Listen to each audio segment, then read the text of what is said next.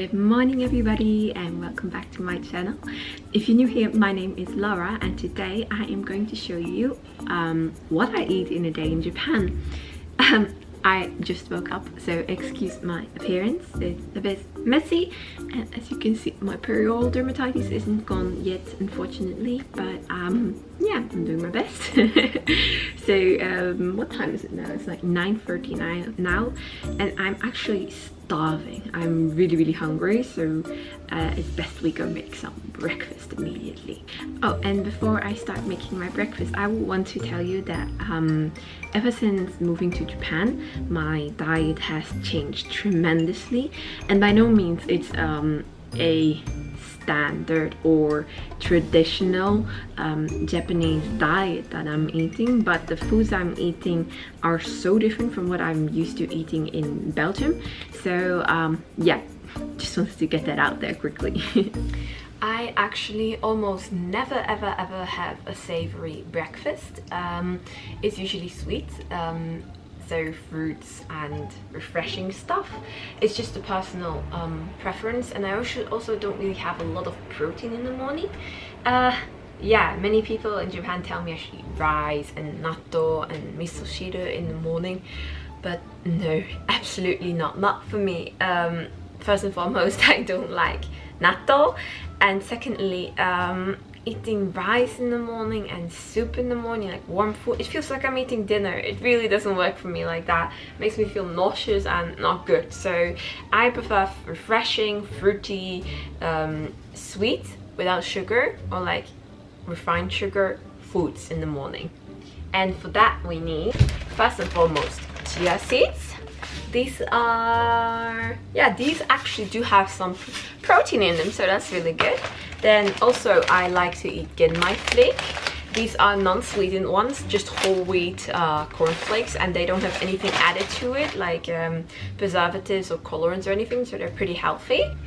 And then I almost ran out of it, but I also really enjoy to have frozen mango in the morning together with almond milk. So let's go make breakfast.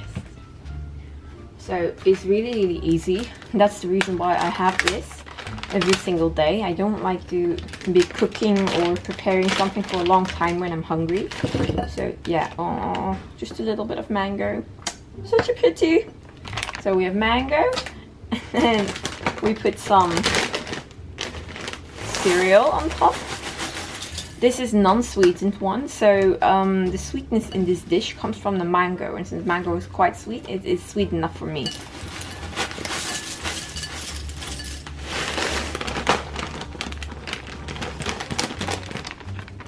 And like, it's already 9:30 and I won't be doing much until lunch, so I won't be eating too much because I often find myself being not hungry for lunch if I eat too much for breakfast. And then I put some chia seeds on top. These I took with me for my last trip back to Belgium.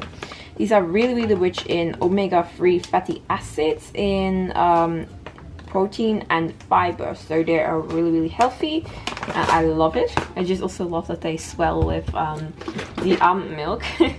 And then last but not least, I put some original unsweetened almond milk on top of there. Now I'm drinking the Kirkland one, but I change the brand depending on availability, but always unsweetened. As I said, I like sweet breakfast, but I don't like artificial sweetness. I don't like sweet cornflakes or sweet milk or all those kinds of stuff. No, like sweet flavors from fruit are the best for me. Okay, so now that my breakfast, my delicious breakfast, I hope I don't spill this, is finished, I'm just going to eat it and work a little bit, prepare for my classes in the afternoon. And I'll talk to you around lunch. See you then. Okay, so now it's lunchtime, and I was actually planning on having avocado on toast with egg, but my avocado isn't ripe at all. Only the top is a little bit ripe, and this is like still really hard, so that won't be what I'm going to make. And also the bread we have at the moment is only this bread, which is sliced super thickly, and there's lots of additives added to it, so I'm not going to eat this. Instead, and then you showed me that we still have this one. This is min. It's supposed to be eaten cold, and yeah, it's just, I think, starch-based noodles with a spicy sauce. And I'm going to add some sliced leftover paprika. I'm going to boil an egg for on top, and I'm going to add some kimchi. These are fermented cabbage and radish leaves, which are made spicy with peppers, and is really healthy because it's like so full with probiotics. It's like really healthy, this food. So yeah, that's a little bit a healthier option and actually also tasty. So I'm going to make that now, and I'm going to eat this leftover watermelon as a side. Okay, so first I'm going to add my egg to the boiling water, and I'll leave that for about 7.5 minutes. That's the perfect cooking time for me. And then when my egg was cooking, I started to prepare the other toppings. So I first cleaned the paprika left over, and then I also cut it into small pieces. And yeah, my egg was done here, so I took it out and put it in cold water, put the sauce on my noodles and mixed it first. It is really delicious, I can tell you. Then I cut my paprika shishi really finely, chop it up. And kimchi as a topping. I really love kimchi, actually, it's so delicious. And I peel my egg and put that in as well, and then you have a really easy, quick, delicious, healthy lunch. Et voila, this is the end result. So we have bibimbap, cold noodles with kimchi, what's it called again, paprika and egg, and then we also have delicious looking watermelon. Itadakimasu.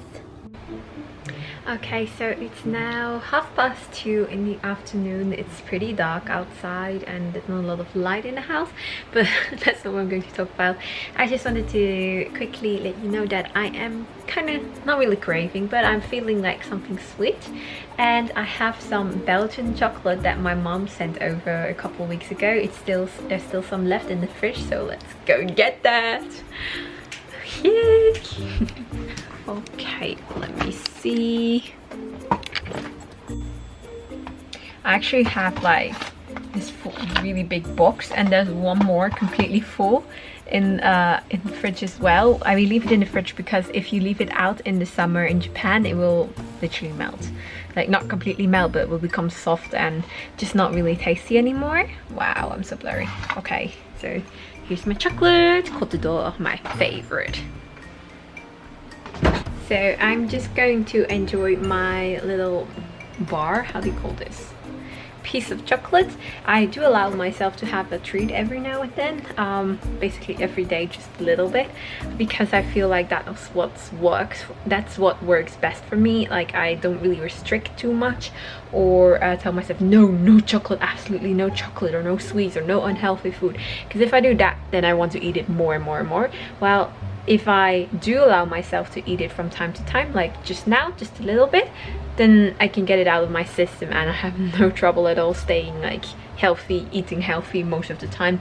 And chocolate is not that bad for you. It also has a lot of antioxidants, so while it's maybe not the greatest food for your health, it's definitely a good food for your mental health, probably.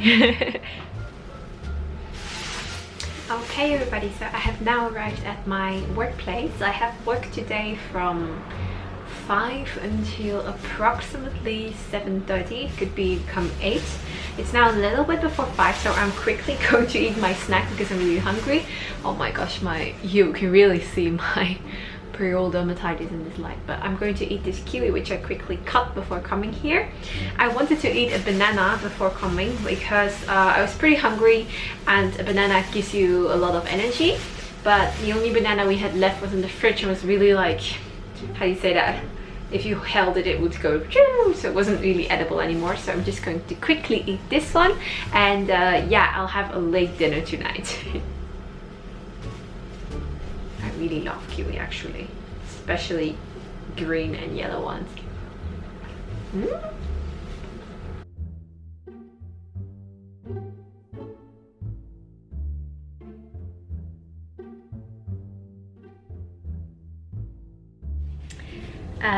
Hello everybody, welcome back again.